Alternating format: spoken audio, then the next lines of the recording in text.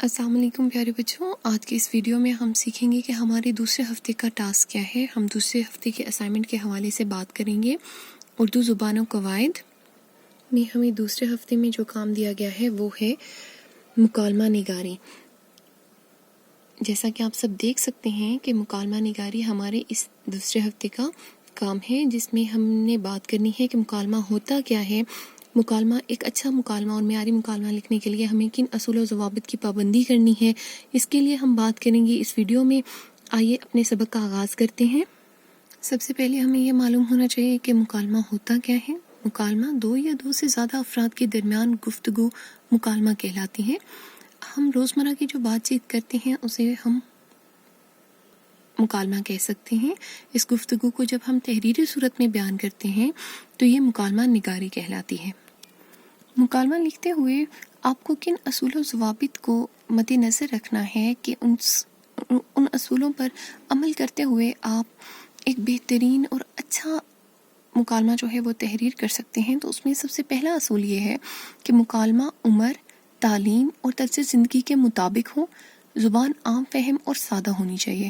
یعنی ایسا نہیں ہونا چاہیے کہ بہت زیادہ آپ نے مشکل الفاظ استعمال کر لیے ہیں اور دوسرے بندے کو جس سے آپ بات کر رہے ہیں اسے بات سمجھ ہی نہیں آئی ہے۔ تو ایسا نہیں ہونا چاہیے، بلکہ عمر کا بھی خیال کرنا چاہیے۔ یعنی اگر آپ کسی دوست کے ساتھ بات کر رہے ہیں تو ظاہر سی بات ہے آپ بے تکلفانہ بات چیت کریں گے۔ کسی بڑے کے ساتھ کر رہے ہیں تو ادب کو لازمی ملحوظ خاطر رکھیں گے۔ اس کے علاوہ طرز زندگی اور تعلیم بھی اسی طرح سے مکالمہ نگاری میں آپ کو مدد دیں گی۔ دوسرا ہے جملے مختصر، متوازن اور موضوع کے مطابق ہونی چاہیے۔ ایک ہی جملے کی تکرار سے ریز کرنی۔ جملے مختصر یعنی بہت زیادہ طوالت نہیں ہونی چاہیے آپ کے جملوں میں۔ جتنا سوال پوچھا گیا ہے یا جتنی وضاحت وہاں پر مطلوب ہے وہ اتنی ہی تحریر کریں۔ زیادہ اگر آپ لکھتے ہیں، بہت زیادہ لمبا مکالمہ چلا جاتا ہے تو دوسرے بندے کو بات کرنے کا موقع نہیں ملے گا۔ تو اس طرح بات میں اور مکالمے میں دلچسپی کا عنصر کم ہوتا جائے گا۔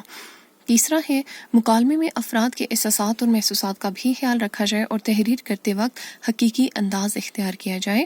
مکالمے میں افراد کے احساسات مطلب جب آپ بات کر رہے ہیں تو ظاہری سی بات ہے آپ کسی جذبے کے تحت یا خوشی کے ساتھ، غم کے ساتھ، اداسی کے ساتھ، غصے کے ساتھ، تو جس انداز میں آپ بات کر رہے ہیں اس بات کو اپنے ان احساسات کو بھی آپ کے انداز تحریر میں ان چیزوں کا ذکر ہونا چاہیے کہ آپ کس انداز میں دوسرے بندے کے ساتھ بات کر رہے ہیں۔ اصول نمبر 4 ہے اگر سوال مختصر ہو تو جواب بھی متوازن اور جامع ہونا چاہیے۔ یعنی مختصر سوال کا مختصر جواب ہونا چاہیے، زیادہ طویل اس میں بحث نہیں کرنی چاہیے۔ مکالمہ بولنے والے کا نام لکھ کر رابطہ کی علامت لگائی جائے۔ علامت آپ کے سامنے ہے، اپنا نام لکھیں، اس کے بعد اپنا جملہ مکمل کریں اور دوسرے بندے کا جب آپ نام لکھیں گے تو اس کے بعد بھی اس علامت کا استعمال کریں گے۔ نمبر 6 موضوع کے مطابق حتمی اور مناسب اختتام ہونا چاہیے تاکہ گفتگو نامکمل اور ادھوری محسوس نہ ہو۔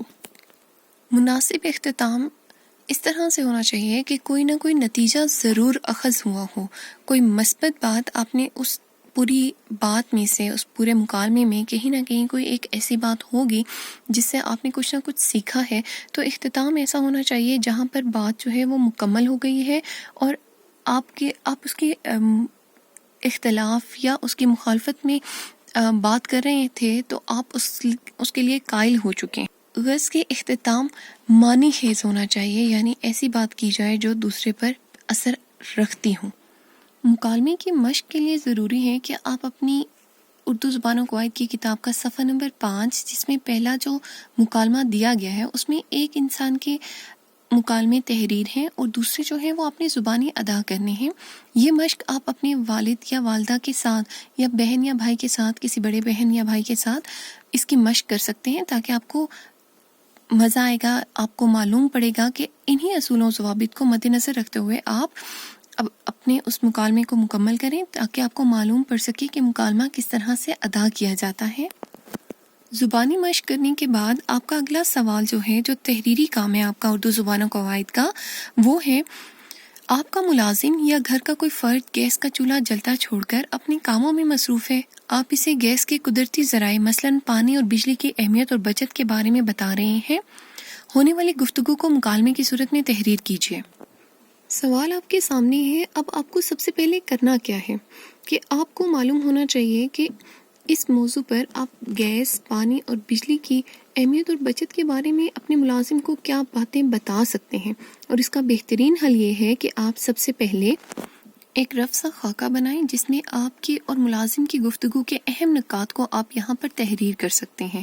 اس طرح سے کالم بنائیں تاکہ آپ کو معلوم ہوگا کہ جب آپ بات کریں گے تو آپ نے کس طرح سے ملازم سے بات کرنی ہے۔ اب یہ بات آپ نے یہاں ضرور اصول نمبر 1 یہ ذہن میں رکھنا ہے کہ مکالمے میں آپ نے عمر، تعلیم اور طرز زندگی کو مد نظر رکھتے ہوئے آپ نے اپنی بات کا آغاز کرنا ہے۔ اس مکالمے میں آپ ان ذرائع سے حادثات کی روشنی میں بھی حادثات کے بارے میں بھی بات کر سکتے ہیں اور اپنے ملازم کو اس کے نقصانات سے آگاہ کر سکتے ہیں۔ اس کے علاوہ آپ اس کی اہمیت کے بارے میں، جیسے گیس، پانی، بجلی اللہ تعالیٰ کی نعمتوں میں سے بڑی نعمتیں ہیں اور یہ پاکستان کے ایسے وسائل ہیں جنہیں ہم بروئے کار لا کر اپنی زندگی کو آسان بناتے ہیں۔ آپ آغاز کریں گے اپنی بات کا اور اس کے بعد اپنے ملازم کو ان تمام چیزوں کی اہمیت کے بارے میں بتائیں گے، اور آخر پہ آپ کا ملازم آپ کی باتوں سے اتنا متاثر نظر آنا چاہیے کہ وہ آئندہ نہ کرنے کا آپ سے وعدہ کریں۔ جب آپ مکالمہ تحریر کرنے کے لیے خود کو تیار کریں گے تو اس میں آپ یہ بھی کر سکتے ہیں کہ ابتدائی منظر آپ نے کیا دیکھا۔ آپ باورچی خانے میں داخل ہوئے تو اچانک آپ کی نظر جو ہے وہ چولہے پر پڑی اور آپ نے کیا سوال کیا۔ آپ کا سوال یہ ہے، یہ چولہا کس نے جلتا چھوڑ دیا؟ ملازم نے آپ کو جواب کیا دیا؟ یہ آپ تحریر کریں گے، اور امید ہے کہ آپ ایک اچھا مکالمہ اور معیاری مکالمہ تحریر کرنے میں کامیاب ہوں گے۔